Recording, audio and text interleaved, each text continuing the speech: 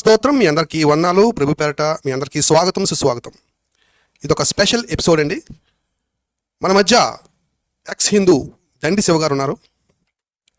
మరి ఆయన కట్టర్ హిందూగా చాన్నాళ్ళు క్రైస్తవ్యం మీద ఎంతగానో విషం కక్కారు. అటు తర్వాత ప్రభువు దర్శించడంతో మార్పు నుండి ఒక పౌలు వలె మరి ఎలాగైతే ఆయన పరివర్తన పొందాడో ఆ విధంగా పరివర్తన పొంది క్రిస్టియానిటీ కోసం బ్రతుకుతారని ముందుకొచ్చారు. ఆ నా సహోదరులకి నా ప్రత్యేకమైన అభినందనలు తెలియజేస్తూ క్రిస్టియానిటీలోకి వెల్కమ్ చెప్తూ ఆయన పరిచయం చేస్తానండి. ఒకసారి ఆయన పరిచయం చేసుకుందాం.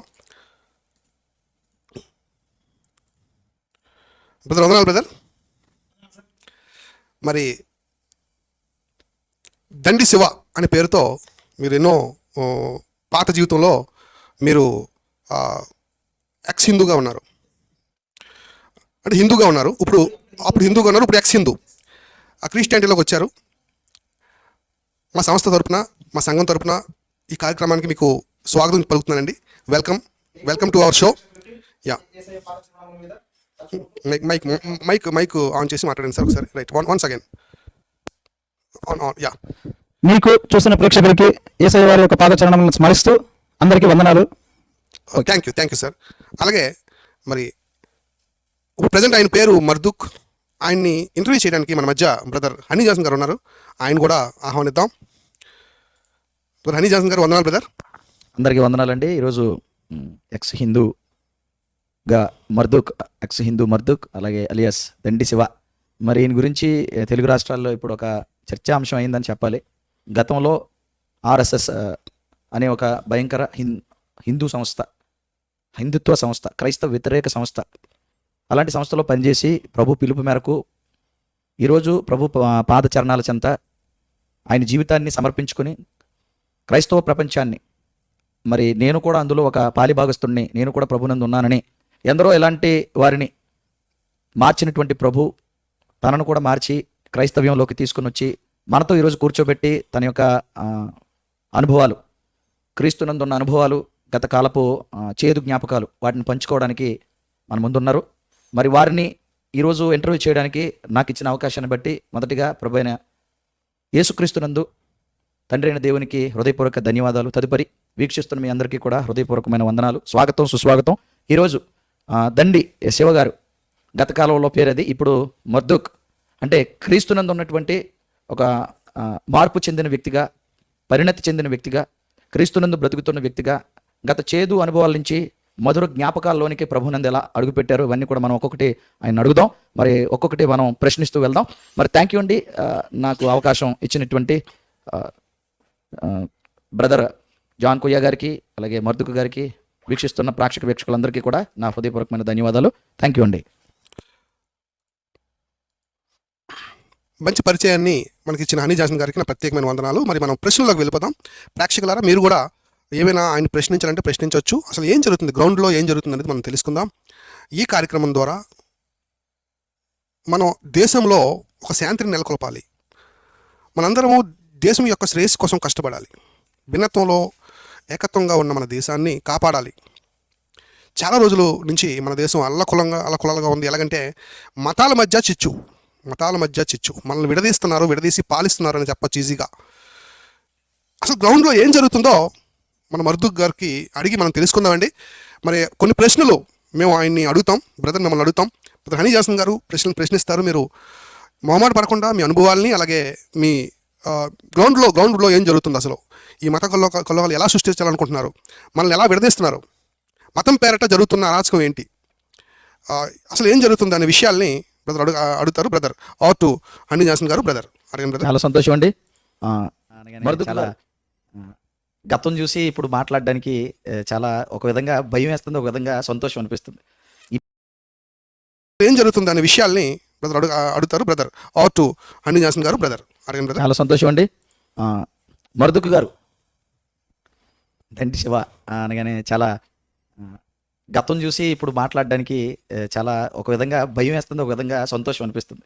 ఈ భయానక జీవితం నుంచి మీరు వచ్చినప్పుడు గత కాలంలో ఎన్ని అనుభవాలు మీరు చూసుంటారు. తదుపరి అది నేను గత మాటల్లో చెప్పాను, చేదు అనుభవాలు, తీపి జ్ఞాపకాలని. ఈ చేదు అనుభవాలను ముందు పంచుకుంటూ తీపి జ్ఞాపకాల్లో అడుగు పెడదాం. మొదటిగా మీ చేదు అనుభవాలనే నేను ప్రశ్నించాలని అనుకుంటున్నాను.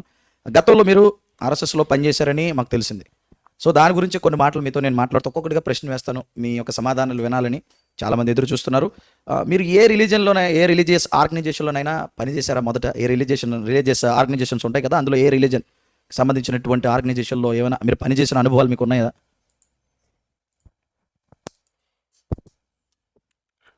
ఎస్, ముందుగా అనిల్ జన్సన్ గారిని తర్వాత కొయ్య గారిని ఇలాగా కలవడం అనేది నేను ఎప్పుడు ఊహించలేదు. అనిల్ జన్సన్ గారి ఒక అడ్రస్ ఒకప్పుడు చాలా వెతికాను నేను, అది వేరే రీజన్లు అండి. సో ఇప్పుడు ఆయన ప్రశ్నకి సమాధానం ఏంటంటే అది దేవుని కృప, ఈ రోజులో ఉన్నామంటే. ఇప్పుడు ఆర్ఎస్ఎస్ అనేది హైదరాబాద్లో ఉన్నప్పుడు దాదాపు బజరంగ్ దళ్, విశ్వ హిందూ పరిషత్తు అలాంటి విషయంలో నేను యాక్టివిటీస్ ఉండేవాడిని. రిజిస్టర్ అయితే లేదు, అందులో నేను మెంబర్ అయితే కాదు, కానీ అలాంటి యాక్టివిటీస్కి ఫస్ట్ ఉండేవాడిని నేను. అప్పుడే ఇంకా అట్రాక్ట్ అవుతున్నా. తర్వాత ఈ లవ్ జిహాద్కి వ్యతిరేకంగా కావచ్చు, ఆవుల్ని తీసుకెళ్ళడం, సరఫరా తీసుకెళ్ళేటప్పుడు ఆ లారీని ఆపడం, ఆ ట్రక్స్ ఆపడం, తర్వాత వ్యాన్లు ఆపడం, ఇలాగ యాక్టివిటీస్. తర్వాత ఎక్కడో ఫిలిం నగర్లో ఏదో ఆంజనేయ స్వామి గుడి, ఇది టెంపుల్స్ మీద ఏదో అటాక్ జరుగుతున్నాయి ఉన్నప్పుడు అక్కడికి వెళ్ళి వీరోచితంగా పోరాడడం, లాఠీలు దెబ్బలు తినడం, లోపలికి వెళ్ళడం, మళ్ళీ ఎవరో కాస్త బీజేపీ నాయకులు లేదంటే ఎవరో కొంచెం తెలిసిన వాళ్ళు కాస్త ఫోన్ చేస్తే మళ్ళీ బయటికి రావడం, లేదంటే మళ్ళీ ఉంటారు కదా మరి అభి అన్న అలాంటి వాళ్ళు కాల్ చేసినప్పుడు వెంటనే మళ్ళీ రిలీజ్ బయటకు రావడం, ఇదే ఉండేదన్నమాట. అభి అంటే అభిమన్యు సేన అనే ఒక ఛానల్ ఉంది కాదు, ఇంకో ఉన్నారులేదు సాయి గౌడ్ అని చెప్పి అన్న, నాకు అలాంటి వాళ్ళు కొంచెం పెద్దవాళ్ళు ఎవరైనా కాల్ చేసినప్పుడు బయటకు వచ్చేసేవాళ్ళం. ఓకే. సో అది పక్కన పెడితే, సో అలాగ అక్కడ నేను అఫీషియల్గా అయితే నేను అక్కడ సంస్థలో ఇప్పుడు ఆర్ఎస్ఎస్లో వింగ్స్ ఉన్నాయి. ఓకే. యూనో ఇప్పుడు మన ఇది అనిల్ జన్సన్ గారు అన్నట్టు ఆర్ఎస్ఎస్ అని అన్నట్టు అందులో అప్పుడు అఫీషియల్గా అయితే లేదు. బట్ విషయం ఏంటంటే అక్కడ బజరంగ దళ్ అయినా కానీ, విశ్వ హిందూ పరిషత్ అయినా కానీ ఆర్ఎస్ఎస్లో వింగ్, ఇన్స్టంట్ యాక్షన్ టీమ్ అవి. ఓకే, ఇస్లాం అయినా సరే, క్రిస్టియానిటీ అయినా సరే తొందరగా స్పాట్లో దిగి వెంటనే యాక్షన్ తీసుకునే టీం, అగ్రెసివ్ టీం అనొచ్చు ఒక రకంగా. ఇప్పుడు ఫర్ ఎగ్జాంపుల్ స్టూడెంట్స్ ఉన్నారు, ఏబీవీపీ అఖిల భారత విద్యా పరిషత్, తర్వాత ఎస్టీ అంటే మామూలుగా మనం ఏజెన్సీ ఏరియాలో మనం షెడ్యూల్డ్ ట్రైబ్ అంటాం కదా, వాళ్ళ కోసం వనవాసి కళ్యాణి అని చెప్పి అదొక టీం ఉంటుంది, మహిళలకు ఒక టీం ఉంటుంది. తర్వాత సేవా సంఘం అని చెప్పి వైనాడు తుఫాన్లు అలాంటివి వచ్చినప్పుడు మీరు చూడొచ్చు, ఆర్ఎస్ఎస్ వాళ్ళు ఒక నిష్ఠ, ఒక త్యాగ గుణాలతో వాళ్ళు సేవ చేస్తూనే ఉంటారు. అట్ ది సేమ్ టైం నేను చేసిన సంస్థ ఏంటంటే ఇది మామూలు సమరసత సేవ. ఓకే, ఇది కూడా ఆర్ఎస్ఎస్లో ఒక వింగ్. ఇది కూడా రీసెంట్గా ఆర్ఎస్ఎస్ సంస్థ వాళ్ళు దీన్ని ఏమంటారు టైఅప్ చేసుకున్నారు, ఇంక్లూడ్ చేసుకున్నారు. ఇది ఇప్పుడు ఇవి రెండు కలిపి ధర్మ జాగరణ అనే పేరు మీద, ఇది యాక్చువల్లీ ఒక ఆంధ్రప్రదేశే కాదు, ఆ ఎంటైర్ ఇండియాలో జరుగుతుంది. ఇది ఎంటైర్ ఇండియా ధర్మ జాగరణ అనే పేరు మీద, బట్ ఆంధ్రప్రదేశ్లో మాత్రం సమరసత సేవ పేరు మీద నడుస్తుంది. ఎస్, నేను అనిల్ జన్సన్ గారు అడిగిన దానికి ఇది చెప్తున్నాను. Thank you brother. మీరు మొదటి ప్రశ్న చాలా చక్కటి సమాధానం ఇచ్చారు. అంటే హిందూ జాగరణ అంటే హిందువుల్ని జాగరూకతం చేసి ఉన్న ఎదుటి రిలీజన్స్ ఏవైతే ఉంటాయో, హిందువులుగా ఉన్నవారు ఎవరైతే అవి అట్రాక్ట్ అయ్యి మారుతారో అలాంటి వారిని ఆపడానికి, లేకపోతే ఆ సంస్థల మీద ఏవైతే ఉంటే వాటి మీద ఒక విధంగా దాడి చేయడానికి, వ్యతిరేకించడానికి తను పనిచేసినట్టుగా కొన్ని సంస్థల పేరు కూడా చెప్పడం జరిగింది. ఇంకా ఆలస్యం చేయకుండా రెండవ ప్రశ్న కూడా సంధిద్దాం.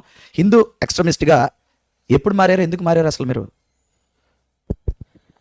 Okay, good question sir. నేను హైదరాబాద్లో యాక్చువల్లీ మేము ఇక్కడ నుంచి మా ప్రాపర్ ఇక్కడే, డాడీ వచ్చేసి నాన్నగారు ప్రాపర్ అంతా ఇక్కడే, మన పెందుర్తి వేపకుంట సైడ్. సో విషయం ఏంటంటే అటు సైడ్ నేను పెరిగినంత బోయినపల్లి, అప్పుడంతా ఇంకా అంత పెద్ద సిటీ ఏం కాదు అది, మేము పోరగాళ్ళు ఉన్నప్పుడు.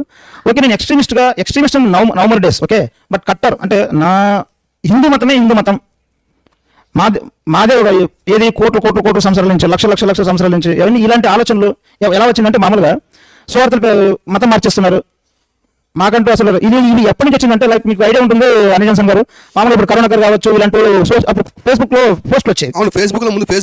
పోస్టులు వచ్చాయి మన సనాతన ధర్మానికి ఏదో అవుతుందని చెప్పి, లేదంటే వీళ్ళు దేశాన్ని కబలిస్తున్నారు, వీళ్ళు మత మార్పిడి ఎక్కువ చేస్తున్నారు, హిందూకు బచావ్ లేకపోతే దేశ్ కో బచావ్. సో అలాగా ఇలా చేసేవాళ్ళు. తర్వాత భాస్కర్ రాజు గారు అని చెప్పి, అట్ సేమ్ నాకు పుస్తకాలు అంటే చాలా ఇష్టం. ఓకే, ఈ పుస్తకాలు బాగా చదివాను. కొన్ని పుస్తకాలు ఎంఈఆర్ శాస్త్రి గారు అని చెప్పి ఆయన అప్పట్లో కొన్ని, తర్వాత గుండె ఆయన ఎవరు ఒక సీనియర్ సిటిజన్ ఆయన ఉంటాడు, ఆయన కొన్ని ప్రభావితం అయ్యాయండి. ఓకే, కొన్ని ప్రభావితం అయ్యాయి.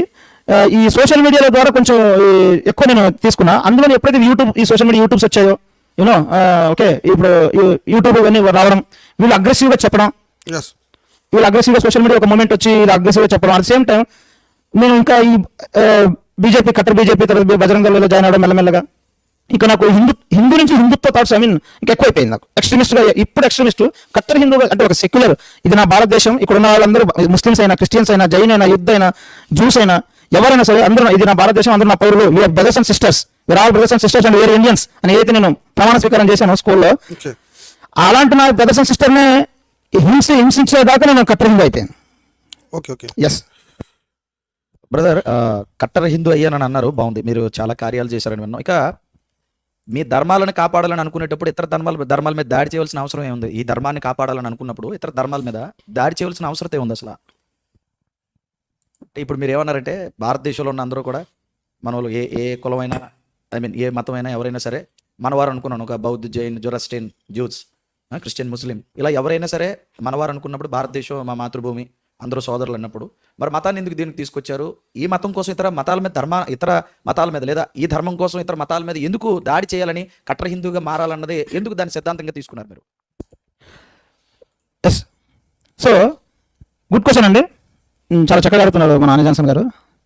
మరి ఇతర మతాల పట్ల దాడి చేసేంత ఆ థాట్స్ ఎలాగంటే, మామూలుగా మనం కట్టరు అంటే కొంచెం ఎక్స్ట్రీమిస్ట్ మెల్లమెల్లగా నా మతమే నా మతము, నా ధర్మమే నా ధర్మము అనేది ఎలా వచ్చిందంటే, అప్పటికి నాకు కొన్ని బోధనలు, కొన్ని ఎలా థాట్స్ అంటే, వీళ్ళు మతం మార్చేస్తున్నారు, ఓకే, క్రైస్తవులైనా మతం మార్చేస్తున్నారు, ఓకే, ముస్లింలైనా సరే మతం మార్చేస్తున్నారు, సో వాళ్ళు పెరిగిపోతున్నారు, వీళ్ళు క్రైస్తవులేమో మతం మార్చేసుకుంటూ వెళ్ళిపోతున్నారు, ఇలా నాకు థాట్స్ చెప్పేవాళ్ళు.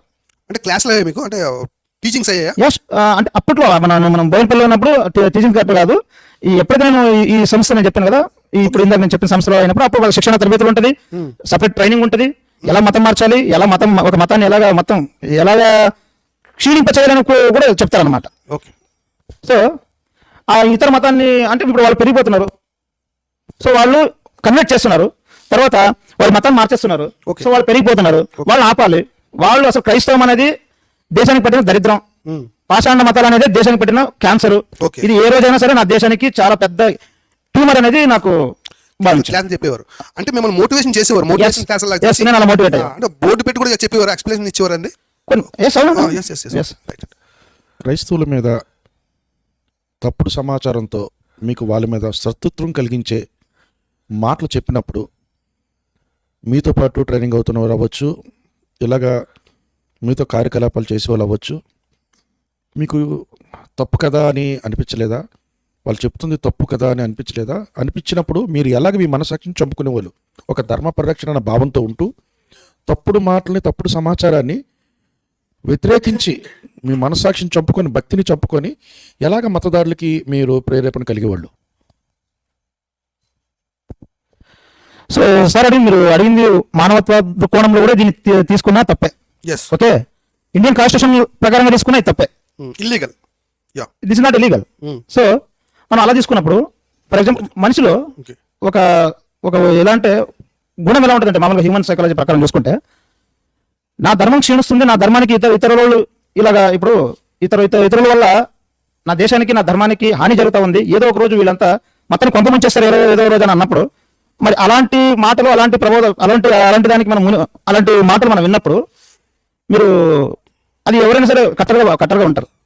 సో అప్పుడు నాకు అలాంటి ఆలోచన వచ్చేది కాదు, ఇది తప్పు కదా అనే ఆలోచన వచ్చేది కాదు. Yes, this is right and what I will do, this is all my country, for country and this all my ధర్మాన్ని ఫీల్ అయ్యేవాడిని, ప్రౌడ్గా ఫీల్ అయ్యేవాడిని. ఎస్.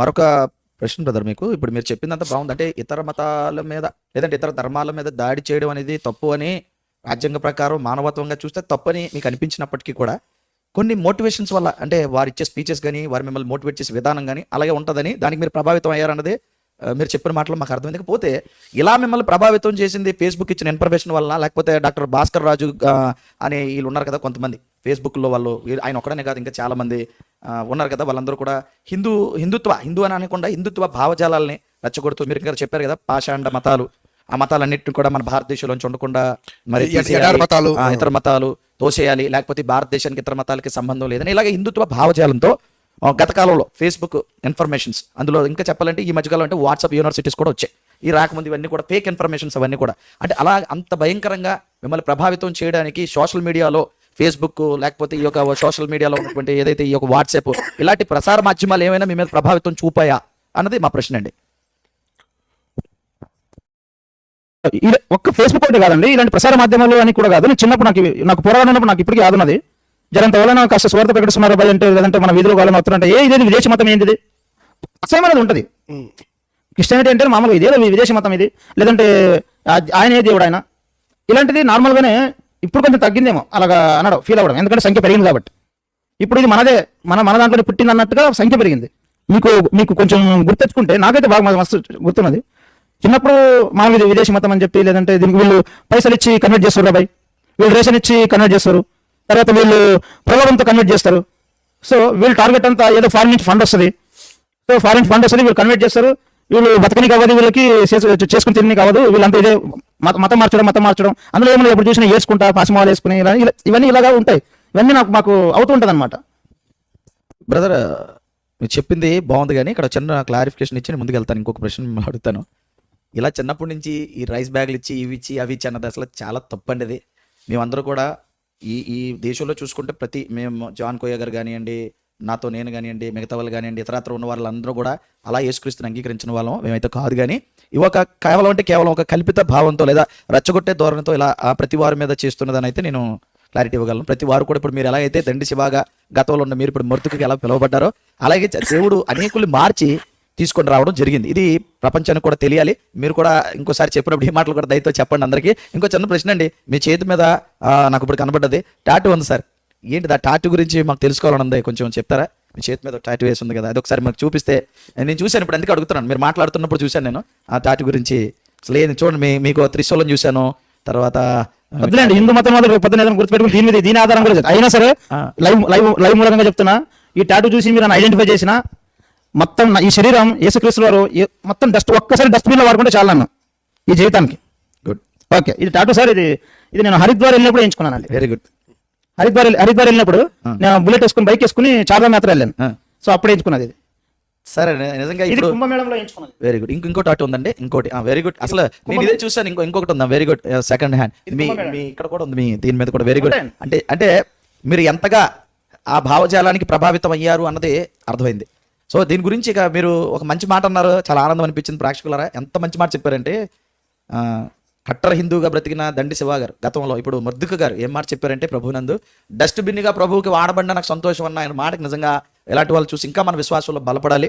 ఇలాంటి వారిని కూడా దేవుడు మార్చి తన సేవకు వాడుకుంటాడని అన్నదానికి మరి ఈ కాలంలో ప్రభు గొప్పతనం, ఔన్నత్యం, ఎలాంటి రాయినైనా సరే, రాతి గుండునైనా సరే, మరి బండబారిపోయిన మనిషినైనా సరే ప్రభు తన ప్రేమతో మార్చగల శక్తిమంతుడు, గొప్పవారు అని మనకు చెప్పడానికి ఈ సమయంలో మూర్తిగా గారు మన ముందుండే గొప్ప మాట ఏంటంటే, నన్ను డస్ట్బిన్లో వాడుకున్నా పర్వాలేదు అన్నారు. మరొకసారి నేను చెప్పడానికి సంతోషిస్తున్నాను, చాలా సంతోషం అండి. ఒక మాట, మతోన్మాదులు మిమ్మల్ని ఏదో చేస్తారు, ఏదో ఇప్పుడు ప్రభు మీ రక్షకుడు సార్, మీ చుట్టూ ప్రొటెక్షన్ ఆయన. గతంలోనంటే ఏమీ తెలియకుండా ఇప్పుడు మిమ్మల్ని రక్షించడానికి ప్రభు ఉన్నారు, మీ వెనకాల మేమున్నాం. మీకు ఏం జరిగినా మీ వెనకాల మేము కూడా ఉన్నామని చెప్పడానికి మేము సంతోషిస్తున్నాం, చాలా సంతోషం. ఇక ముందుకు వెళ్దాం. మరొక చిన్న క్వశ్చన్ అండి, మీరు దళితునిగా ఆర్ఎస్ఎస్ భావజాలంలో ఉన్నప్పుడు వివక్ష ఏమైనా ఎదుర్కొన్నారా? ఎస్, అంటే దళితుడుగా మామూలు బయట అయితే ఉందండి. ఎక్స్పెషల్ నేను ఆంధ్ర షిఫ్ట్ అయిన తర్వాత చూస్తే ఇంకా బిభత్సంగా ఉంది ఇక్కడ కులవిపక్ష. తెలంగాణలో తక్కువ. ఏం సార్?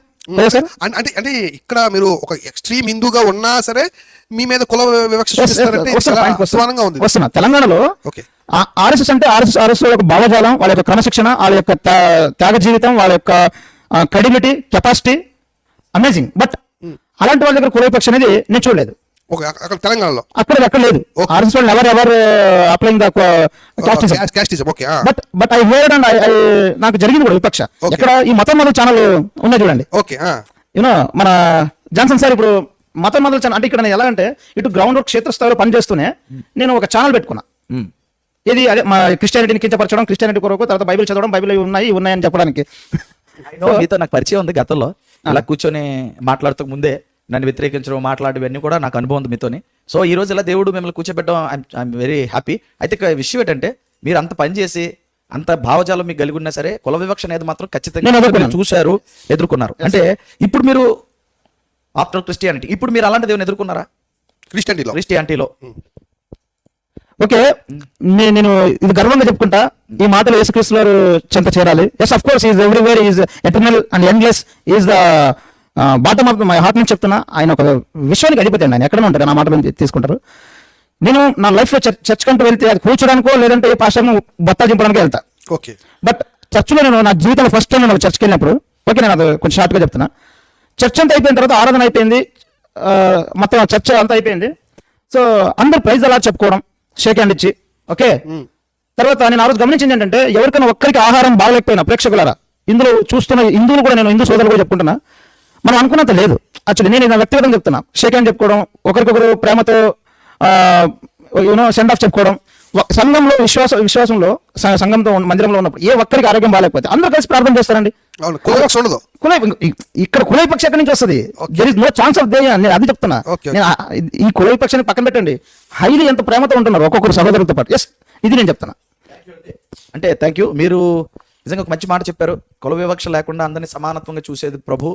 కాబట్టి ఈరోజు కులాలకు అతీతంగా, మతానికి అతీతంగా ప్రేమ అనే దానికి మరి ఇప్పటికీ కూడా బ్రాండ్ అంబాసిడర్ గా చెప్పొచ్చు క్రిస్టియానిటీ. ఇప్పటికీ స్టిల్ ప్రపంచంలో నిలవబడి ఉండడం అనేది కేవలం ఇది ప్రభువు నేర్పించిన మతాలకు అతీతంగా, కులాలకు అతీతంగా మానవత్వంతో, ప్రేమతత్వంతో, దైవత్వంతో బ్రతకమని బోధించింది ప్రభు. కాబట్టి చాలా మంచి మాట చెప్పారు. ఇకపోతే మరి మీరు ఆంధ్రాకి ఎప్పుడు షిఫ్ట్ అయ్యారు? ఆంధ్రాకి నేను ఒక 1.5 year, సెకండ్ ఇయర్ అండి నేను షిఫ్ట్ అయ్యి. ఇంకా డాడీ ఇక్కడ ప్రాపర్. తర్వాత నేను షాదీ చేసుకున్న తర్వాత ఫ్యామిలీ ఇక్కడ షిఫ్ట్ అయినాం. షిఫ్ట్ అయిన తర్వాత సో నేను ఇక్కడికి వచ్చిన తర్వాత అది ఎక్స్ట్రీమిస్ట్ భావజాలు ఎక్కడికి పోగల. సో అక్కడ చేసింది వేరు, అక్కడ క్రిస్టియానిటీ అక్కడ వేరు. బట్ ఇక్కడ ఆంధ్రప్రదేశ్లో నేను చూసినప్పుడు ఒరిజినమ్మ ఇక్కడ అసలు ఇక్కడ జాంబీలు ఎక్కువ ఉన్నారు. ఇక్కడ జాంబీలు చాలా ఉన్నారు. ఇలాగే వదిలేస్తే ఇంకా ఖర్చేసి మీరు జాంబీ వాళ్ళకి ఒకసారి ఖర్చితే మీకు తెలుస్తుంది, వచ్చేస్తుంది. వాళ్ళకి సావనికి లేదు, బతకనికి లేదు, ఆకలి లేదు, ఏం లేదు. వీళ్ళు కూడా అలాగే ఏసై అనేది ఒక జాంబీ. వీళ్ళు అట్లా కలుసుకుంటూ పోతారు. ఆంధ్రప్రదేశ్లో క్రిస్టియానిటీ అనేది ఎక్కువ ఉంది. ఎట్టి పరిస్థితుల్లో కూడా దీన్ని ఎదుర్కోవాలి, దీన్ని అడ్డుకోవాలి అని అన్నప్పుడు ఫస్ట్ నేను మామూలుగా నేను చేసిన దాంట్లో వెళ్ళి నేను కార్యకర్తగా జాయిన్ అవ్వమంటే లేదు జాయిన్ అయ్యాను. ఆల్మోస్ట్ అప్పటికి కూడా నేను ఒక టాక్సీ తీసుకుని బండి నడుపుతున్నా, కారు నడుపుతున్నా. అట్లా నడుపుతున్నప్పుడు నేను అయినా కూడా ఒంటరిగా ఎవరైనా క్రిస్టియన్స్ టాక్సీ కార్ ఎక్కుతారు కదా, నేను యాక్చువల్లీ ఇక్కడ అంటే ఇది ఎలా అయిపోయిందంటే నాకు వాళ్ళు కరుస్తారు నేను కరుస్తాను అనేసి నాకు అప్పుడు అర్థం కావట్లేదు. క్రైస్తవుల మీద నేను ఒక బిగ్ స్టేజ్కి వెళ్ళిపోయిన విషయం నేనే నన్ను గుర్తించుకోలేకపోయాను. క్రైస్తవులు నా టాక్సీ ఎక్కితే వాళ్ళకి బెల్లలో మాటలు పెట్టి వాళ్ళకి లేనిపోయిన వాక్యాలు చెప్పేసి అక్షరార్థంగా తీసుకుంటే ఏ గ్రంథమైనా అలాగే ఉంటుంది. నా బంధువులు మీరు ఏ గ్రంథంలో అయినా అక్షరార్థం తీసుకుంటే, ప్రేక్షకులు చెప్తున్నా, ఏ గ్రంథమైనా తీసుకోండి, మీరు అక్షరార్థంగా తీసుకుంటే మీకు అలాగే అర్థం అవుతుంది. నేను అలాంటివి క్రైస్తవులు అడిగేవాడిని. వాళ్ళు కొంచెం స్ట్రాంగ్ ఉంటే టాక్సీ నడుపుతున్నాం, అలా వాళ్ళ నంబర్ తీసుకుని వాళ్ళ కాంటాక్ట్ తీసుకుని అలా మాట్లాడిన కూడా చాలా ఉన్నాయి. ఆంధ్రాలో కదా మీరు నడిపింది. ఇప్పుడు ఆంధ్రాలో మీ కార్యకలాపాలు అసలు ఎలా ప్రారంభించారు? ఆంధ్రాలో ఉన్న క్రైస్తవుల మీద ఎందుకు అంత కక్ష మీకు అసలు? ఇప్పుడు మనం చూస్తున్నాం. ఇప్పుడు ఇక్కడికి వచ్చిన తర్వాత నేను టాక్సీగా నడుపుకుంటున్నప్పుడు నన్ను గుర్తించి అప్పుడు ఒక జాతీయ సంస్థ భారతదేశానికి యావత్ నా క్రైస్తవ సమాజానికి దేవుని కుమారులరా నేనైతే ఒక క్వశ్చన్ చెప్తున్నా. యావత్ క్రైస్తవ సమాజం బి అలర్ట్, తెలుసుకోండి.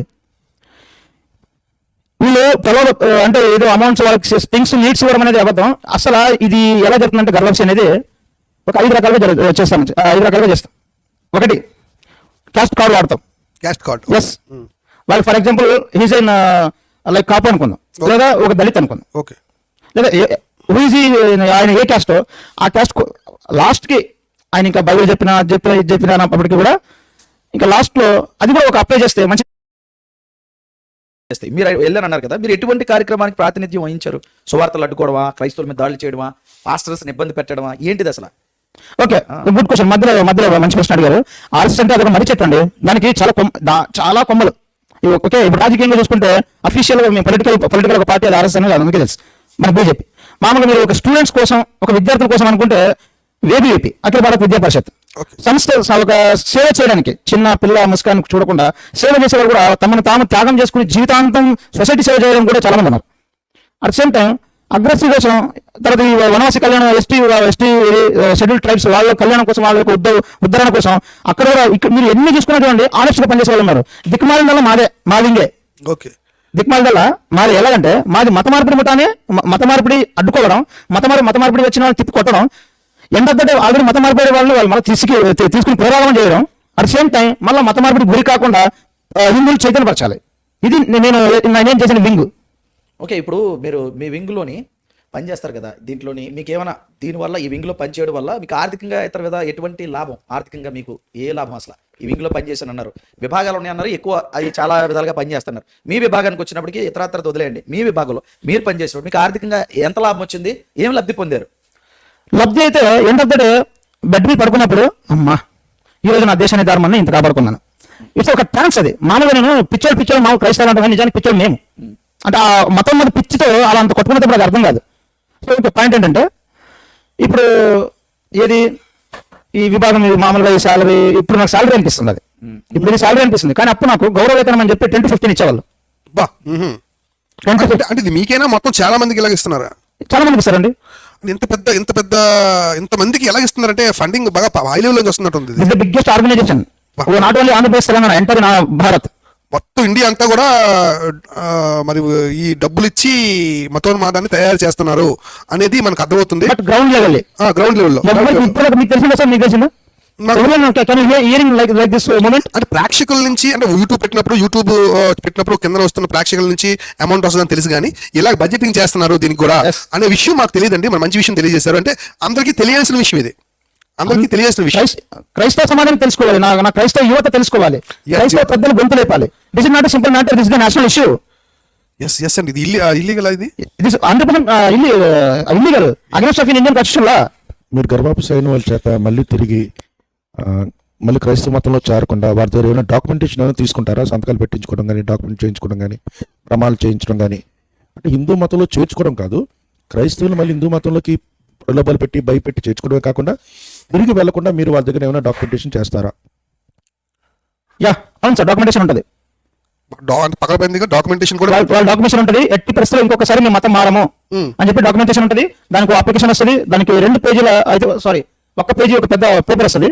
ఆ పేపర్లు అన్ని ఫిల్అప్ చేసి సో వాళ్ళతో మేము డాక్యుమెంటేషన్ పక్కగా చేస్తాం. బలవంతం మతం మార్పిడి అనొచ్చు దీన్ని. 100% బలవంతం మతం మార్పిడి అండి. ఇప్పుడు మరి బలవంత మతం మార్పిడి బిలీవ్ చేస్తాను అంటున్నారు. అంటే రివర్స్ చేసిందే వాళ్ళు తిరిగి క్రిస్టియానిటీ అంటున్నారు కదా. కాన్సెప్ట్ చాలా ప్రమాదం. మీరు ఆంధ్రాలో ఇలాగా ఎంతమందికి గర్భాపసి చేసినట్టు, లేకపోతే వారి మీద దాడి చేసినట్టు, భయభ్రాంతులు చేసినట్టు, క్రైస్తవ మతానికి ఉన్న స్వేచ్ఛ నుండి వారిని ఇబ్బంది పెట్టి గర్భాపసి చేసినట్టు మీకు ఏమైనా అనుభవాలు ఉంటే చెప్పగలరా? క్వశ్చన్ ఇంకోసారి సార్. అంటే భయభ్రాంతులు అనే మాట ఉన్నాను. భయభ్రాంతులు మరి అంతా గురి చేయము. మీరు చాలా మందిని గర్భాపసి చేసినట్లు మీరు మీ సాక్ష్యం ద్వారా చెప్తున్నారు. టార్గెటెడ్ గా సుమారుగా 2 సంవత్సరాల పని ఇదే పని ఇక్కడ చేశారు. మీరు అలా ఎంతమందిని ఈ ఆంధ్ర రాష్ట్రంలో మీరు గర్భాపసి చేసి ఉంటారు? బహుశా లెక్క అంటే ప్రాంతాలు కావచ్చు, పేర్లు కావచ్చు సుమారుగా. అలాగే మీరు భయభ్రాంతులతో చేస్తారా, లేకపోతే కులాలు బట్టే చేస్తారా, లేకపోతే ఇంకేమైనా వారికి ఆస్కారాలు చూపిస్తారా? ఏ ప్రాంతాల ప్రజల్ని మీరు ఎన్నుకుంటారు? అంటే స్లమ్స్ ఉన్న వాళ్ళని ఎంచుకుంటారా, గ్రామాల్లో ఉన్న వాళ్ళని ఎంచుకుంటారా? అర్థమైంది సార్, మీ ప్రశ్న అర్థమైంది. Okay, thank you.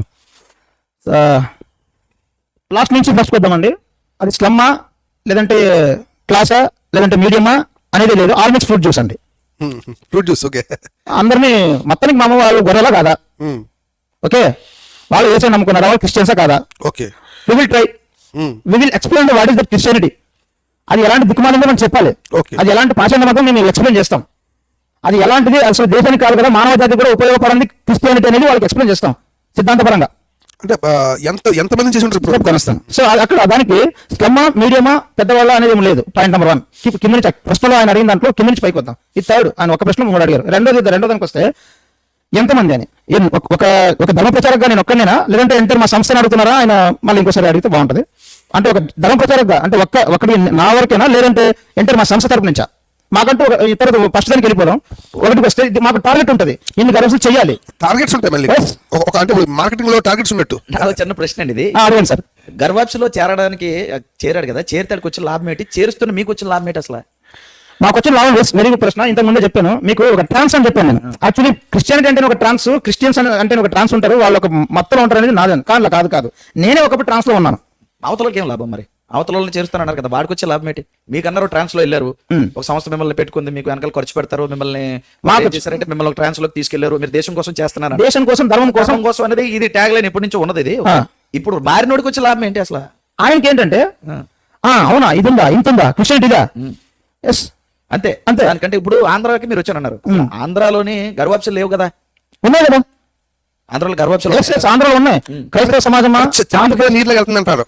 చెప్తున్నా, ఆంధ్రప్రదేశ్ క్రైస్తవ సమాజం కళ్ళు తెరవండి, యువత నడుం బిగించండి, కదలండి, క్రైస్తవ సమాజం కొరకు గట్టిగా నిలబడండి. చాప కింద నీళ్లులాగా గర్భాప్సలు చేసుకుంటూ క్రైస్తవానికి వ్యతిరేకంగా 2035 మ్యాక్స్ 2035 కల్లా క్రైస్తవ సమాజం తగ్గించాలని చెప్పి పెద్ద కుట్రే జరుగుతుంది. నిద్రపోతున్నారు ఇంకా. ఎస్, అంటే ఇప్పుడు ఆంధ్రాలో గర్భాప్సలు జరిగాయి అంటారు. ఎన్ని జరిగి ఉంటాయండి మీ అంచనా ప్రకారం? మీకంటూ ఒక చిన్నది, అప్పుడు మీరు ఇప్పుడు లేరు కాబట్టి గతంలో మీకు తెలిసిన ఒక సంఖ్య. గతంలో వేల కొద్ది కుటుంబాలు జరిగాయండి, కొన్ని వేల ఫ్యామిలీ జరిగాయి. నేను వచ్చిన తర్వాత అయితే నేను ఒక 200 అబౌ దాకా నేను గవర్నెన్స్ చేశాను.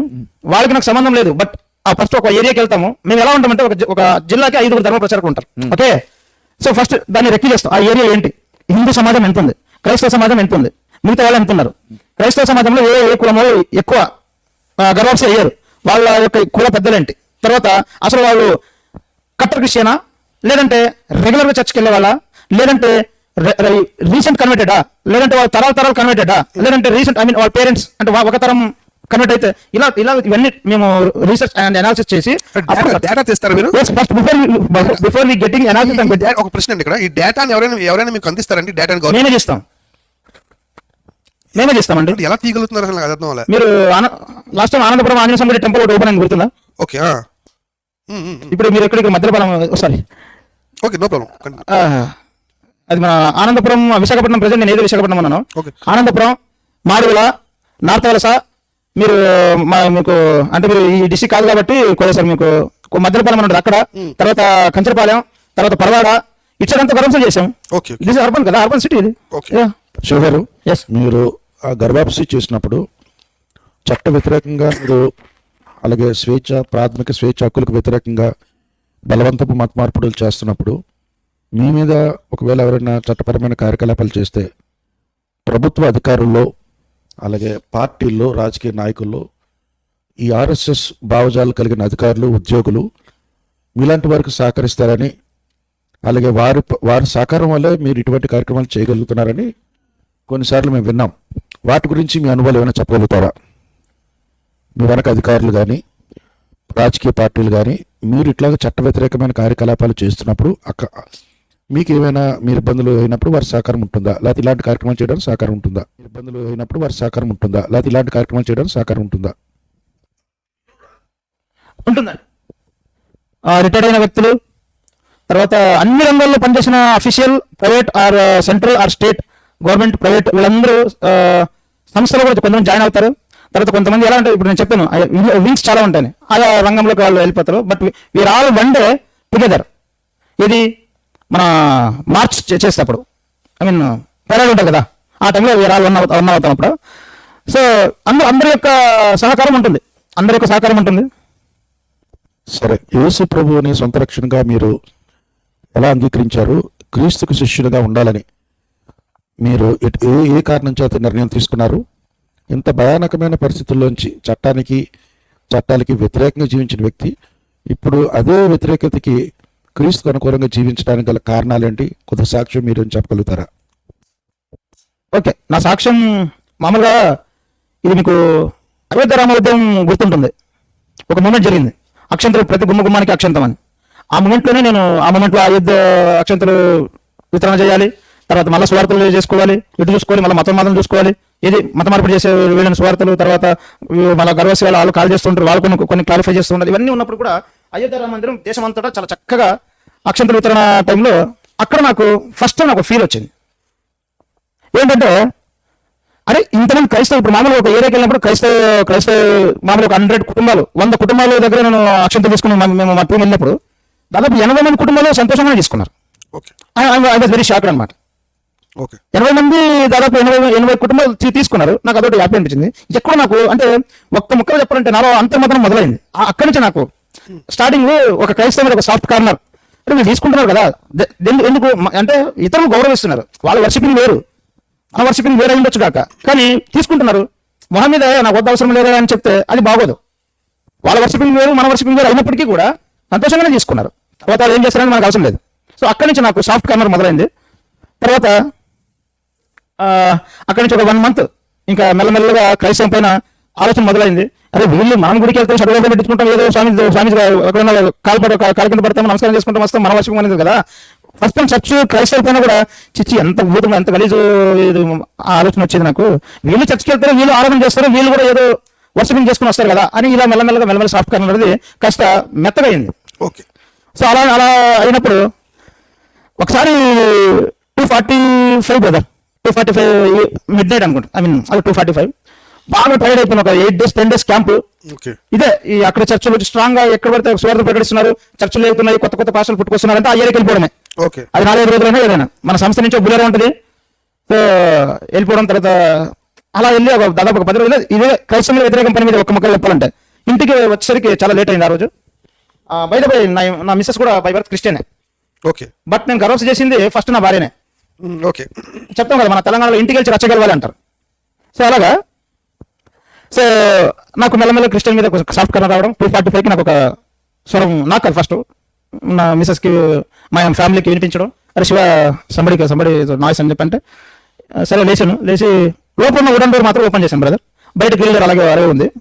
సో అప్పుడు ఎవరు లేదని చెప్పి ఎవరు లేదని వచ్చి పడుకోవడం. మళ్ళీ విత్ ఇన్ 15 or 30 minutes 3:15 టైంకి మళ్ళా శివ మైసన్ అనే వాయిస్ అనిపించింది. అమ్మ శివ మైసన్ ఎవరు ఈ టైంలో అని చెప్పి అలా మళ్ళీ లేవడం ఈసారి నాకే వినిపించింది. ఓకే. సో ఈసారి గ్రిల్ డోర్ ఓపెన్ చేసి బయట లైట్ వేసి అన్ని చూసి స్టేర్ కేస్ ఉంటుంది లెఫ్ట్ సైడ్ పైకి టెరెస్ పైకి వెళ్ళడానికి. సో మెటీరియల్ థింక్ అని కాకుండా మీకు ఎలా చెప్పాలంటే మనం ఏదో మాట్లాడుతూ ఉంటాం, మనం ఎవరో చూస్తుంటారు అనుకోండి వేరే సైడ్ నుంచి, కానీ మనం వాళ్ళు మనం చూస్తున్న విషయం మనకు తెలియదు, కానీ మనం వాళ్ళని తక్కువ తీస్తాం. ఇది ఎవరికి అందరికి ఎక్స్పీరియన్స్ ఉంటుంది. ఓకే. ఓకే.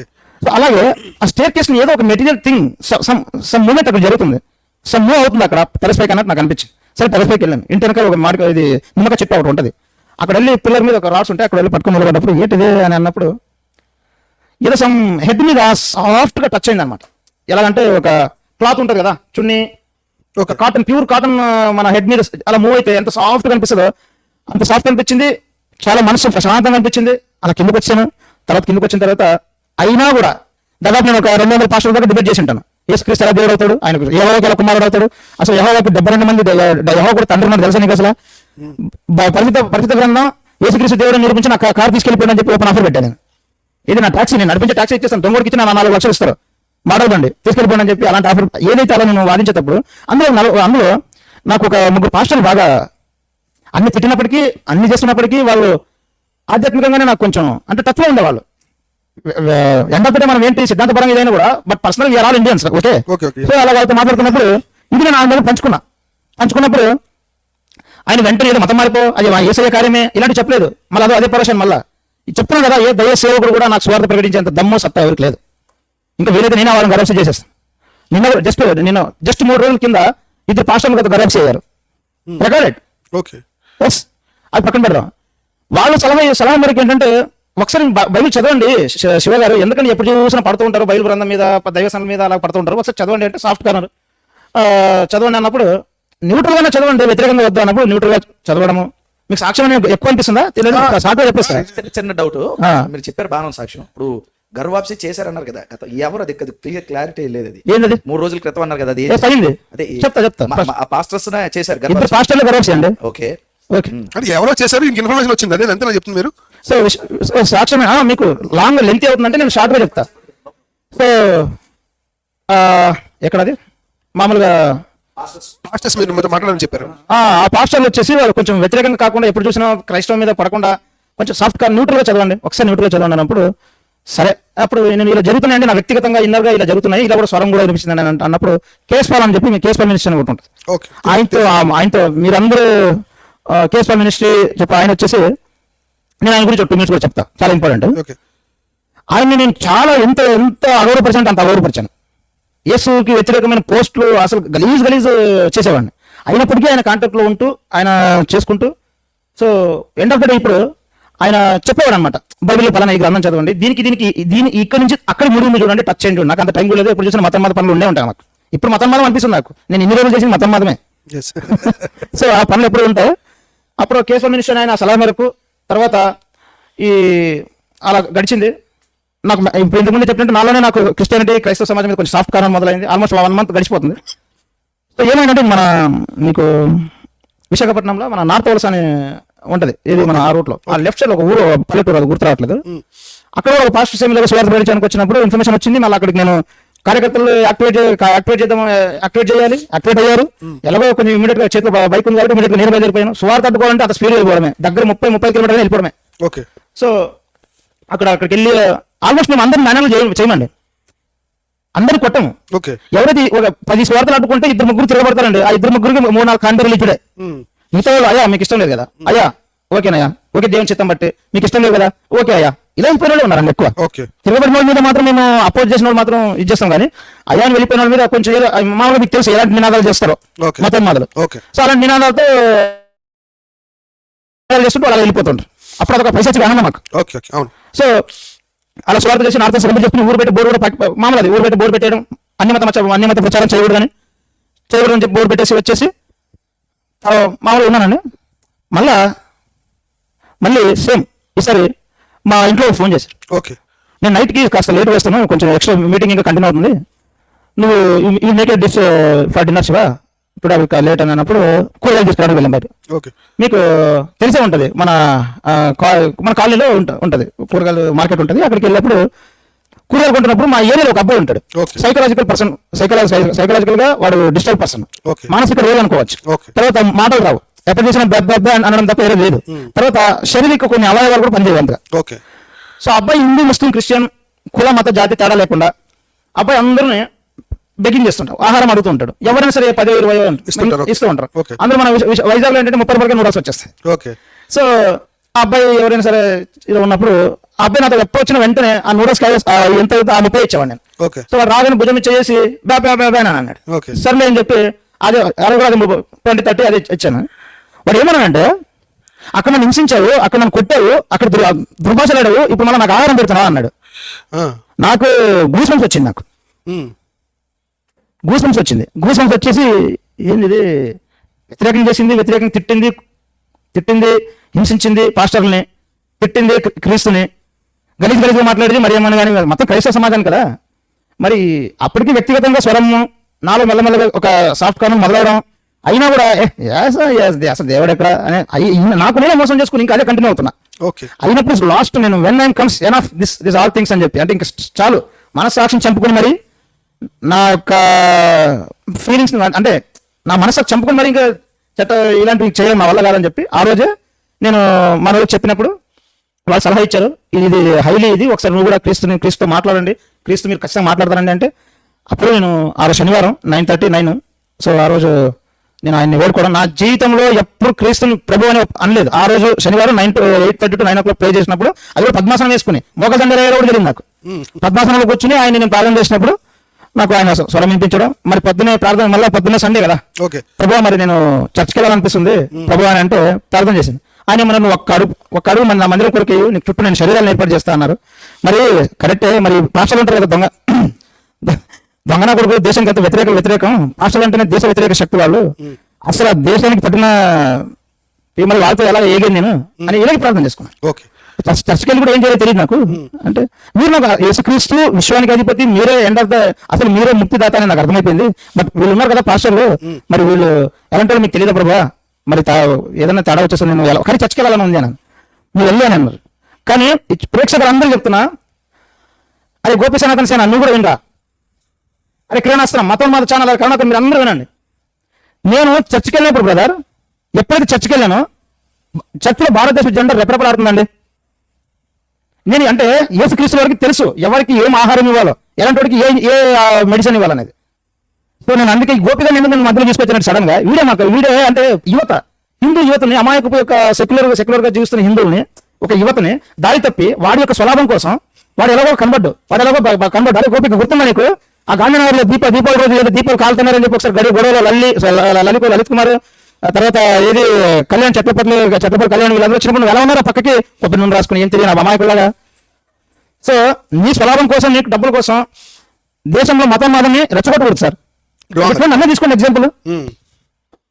సో అలాగా చర్చికి వెళ్ళడం, ఆ చర్చిలో భారతదేశం యొక్క జెండా రెపరెపలాడడం, అక్కడ కూడా ఇతర మతాన్ని కించపరచట్లేదు ఆయన. ఇన్ఫాక్ట్ ఆయన నన్ను చూసి నా హెయిర్స్ ఇప్పుడు ఇలా అండి ఇక్కడ దాకా ఉంటుంది, ఇలాగంటే మామూలు ఇక్కడ దాకా పడతాయి, తర్వాత ఎప్పుడు విభూతి ఉంటుంది, రుద్రాక్షలు ఉంటాయి, ఇది కుడతలే ఎప్పుడు కుడతలే. బట్ ఆయన చూసి బాబు నువ్వు చర్చికి ఎలా వచ్చావు అన్నారు. బాబు నువ్వు చర్చికి ఎలా వచ్చావని అడిగితే నేను అన్నాను, సార్ నేను రావాలనిపించి వచ్చానండి. మీకు ఎవరైనా ఇక్కడ పరిచయం ఉన్నారా బాబు అన్నారు పాస్టర్ గారు. ఎవరు పరిచయం లేదంటే నాకు రావాలనిపించింది వచ్చాను ఇలాగా అని అన్నాను.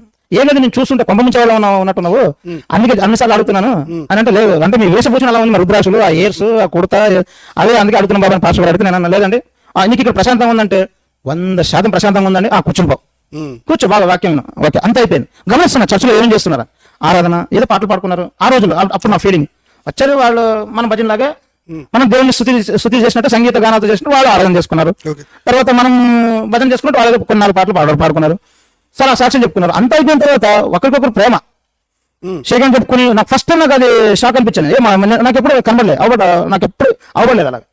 అంటే షేక్ అని ఇచ్చుకుని ఒకరికొకరు సెండ్ ఆఫ్ చెప్పుకోవడం, తర్వాత ఎవరికైనా ఒక్కరికి ఆరోగ్యం బాగాలేకపోతే చర్చ అందరూ దాన్ని బాధపడి అందరూ కలిసి ప్రార్థన చేయడం ఏంటండి దిక్కుమాలని. ఇప్పుడు మా దాంట్లో ఎవరైనా వెళ్తే ఎవరు వెంకరెడ్డి తెలియదు, ఎవరు పాపారెడ్డి తెలియదు, ఎవరికాడ వెళ్ళిపోవడమే. ఇప్పుడు మీకు అర్థమవుతుందా? అదే మన సంఘంలో చూడండి, ఎవరికో ఎక్కడో ఆరోగ్యం బాగాలేనప్పుడు చర్చ ప్రార్థన చేయడం అంటే కాదు, ఇక్కడ ఆ దైవజనం కూడా ఇంటికి వస్తారు సెపరేట్ గా. ఇంటికి వచ్చి మళ్ళీ ప్రత్యేకంగా ప్రార్థన చేస్తారు. మళ్ళీ వేరే వాళ్ళు ఇంకో యాప్లు తీసుకొస్తారు. ఇక్కడ యాప్ కోసం నేను చెప్తున్నాను అనుకున్నారు, మళ్ళీ ఈ మత ఛానల్ చెప్తున్నాను నేను. సో ఇక్కడ ఆప్యాయత, ఒక నమ్మకారం, ఒక సమానత్వం, ఒక కులపక్ష లేదు. దేవుడు చూపించిన మార్గంలోనే వీళ్ళు నడుస్తున్నారు. అట్ సేమ్ టైం ఏదైతే దైవజంలో అడ్డదిడ్డంగా బోధిస్తారో, దేశానికి వ్యతిరేకంగా విశ్వాసం తయారు చేస్తారు కాదండి. అబద్ధం చెప్పొద్దు అంటారు దైవజనులు. అబద్ధం చెప్పొద్దు, బూతులు మాట్లాడొద్దు, తర్వాత తాగొద్దు, గుట్క వేసుకోవద్దు, అమ్మనాన్ని గౌరవించు, పెళ్లి చేసుకుని మంచి కాపురం చేయి, గొడవ పడుకోండి, ఇలాంటివి చెప్తారు. ఇది దైవజనం చెప్పేది. నేను ఇప్పుడు నేను ఒప్పని చెప్తున్నా, దైవజనం చెప్పేది ఇవి. దేశం మీద వ్యతిరేకమైన బీజాలు నాదట్లేదే. ఎక్స్ కింద దండిసేవాళ్ళు ఒక స్టేట్మెంట్ ఇస్తున్నా. దైవజనులు ఎప్పుడు విశ్వాసాన్ని వాళ్ళు దేశానికి వ్యతిరేకంగా తయారు చేయట్లేదు, వాళ్ళ జీవితాలు మారుస్తున్నారు. ఇంకా ఓకే, మంచి స్టేట్మెంట్ ఇచ్చారండి, చాలా అద్భుతం. అంటే ఇప్పుడు ఒక్క మాటే అయిపోయిన తర్వాత మనం ముందుకెళ్దాం. ఇప్పుడు ప్రెసెంట్ గతంలోని దేశాన్ని పాడు చేసేది దైవజనులు అన్నారు కదా, ఇప్పుడు దైవజనుల మీద మీ అభిప్రాయం ఏంటి? ఒకే ఒక మాటలో చెప్పండి. దేశానికి వాళ్ళేమో మామూలుగా వ్యతిరేకంగా తయారు చేయట్లేదు. ప్రతి ఒక్క దైవజనుడు తనకు ఉన్నా తనకి లేకపోయినా విశ్వాసాన్ని తన బిడ్డలుగా వాళ్ళ జీవితాలు మారుస్తారండి. అంటే ఒక దుర్మార్గంలో నుంచి సన్మార్గం వైపు దారి చేయి పట్టుకుని నడిపించేవాడు ఒక దైవజనుడు. గారు మీరు దేవుని నమ్ముకున్నారు కదా, మీరు యేసుక్రీస్తు ప్రభువారు మీకు పాప క్షమాపణ దయచేశారని, అంతేకాదు మోక్షాన్ని కూడా మీకు ప్రసాదించారని సంపూర్ణంగా మీరు నమ్ముతున్నారా? అలాగే బాప్తిసం విషయమే మీరు బాప్తిసం విషయమే మీకు 2 మాటలు చెప్పగలరు. మీ పాప క్షమాపణ, మోక్ష ప్రదానం, బాప్తిసం గురించి ఒక మాటలో చెప్తే మరో క్వశ్చన్తో నేను ముగిస్తాను. సార్, యేసుక్రీస్తు వారు నాలోనే ఉన్నారు, మీలోనే ఉన్నారు. ఆయన మరణాన్ని జయించి పరలోకమునందు నా తండ్రి యేసుక్రీస్తు అని చెప్పి మాట నేను విశ్వసించను. ఆయన అన్ని చోట్ల ఉన్నారండి. ఆయన లేని చోటు, ఫర్ ఎగ్జాంపుల్ జననం ఆయన, మరణం ఆయనే, సృష్టి మొత్తం ఆయనే, అట్ సేమ్ టైం విశ్వం ఆయనే, విశ్వం లోపల ఉన్న ఆయన కూడా ఆయనే, బయట అంటే ఆయన మొత్తం అన్నీ ఉన్నాడండి, అన్ని చోట్ల ఉన్నాడు. సో కాబట్టి ఎక్కడో పరలోకంలో ఉన్నది అంటే నేను నమ్మనది. వ్యాపకర్త ఆయన అన్ని చోట్ల ఉన్నాడు. సో ఓకే, ఇప్పుడు దాన్ని సర్వేశ్వరుడు అనే మాట నేను వాడచ్చు. ఓకే, పక్కన పెడితే ఇప్పుడు సార్ అడిగిన దానికి నేను బాధ్యత, ఆయన నాలోనే ఉన్నారు. నా పాపాలని ఇప్పుడు మీ అందరి మా సమక్షంలో ప్రజల ముందు నా పాపాలని నేను ఒప్పుకుంటున్నాను. ఇలా చేశాను, గతంలో ఇలా ఉన్నాను. అట్ సేమ్ టైం కొన్ని మత ఛానల్ ఉన్నాయి. కొంచెం ఫస్ట్ వాళ్ళ యొక్క యువత, వాళ్ళ యొక్క హృదయాన్ని కొంచెం కఠోరం చేసి ఇంకా మతం తయారు చేసేది పాస్టర్లు కాదు, ఇలాంటి గోపి సనాతన సేన ఒక మతం ఛానళ్ళు, తర్వాత కొన్ని సంస్థలు అని నేను తెలుసుకున్నాను. But end of the day అందరూ తెలుసుకుంటారు, వాళ్ళని తరిమి కొడతారు. సో నా బాప్తిజం కూడా నాకు దైవజనులు నాకు మళ్ళీ నూతన జన్మనిచ్చారు. సో అప్పటి నుంచి క్రైస్తవం అంటే ఏదో సామాన్యమైన మార్గం కాదండి. ఏదో మన ఎన్ని రోజులు ఏదైతే హైందవుగా ఉన్నానో అంత సూఫీగా జరిగే మార్గం కాదు. ఆ క్రైస్తవ సమాజంలో ఆ మార్గాన్ని అనుసరించాలంటే కాస్త కఠినమైన మార్గమే.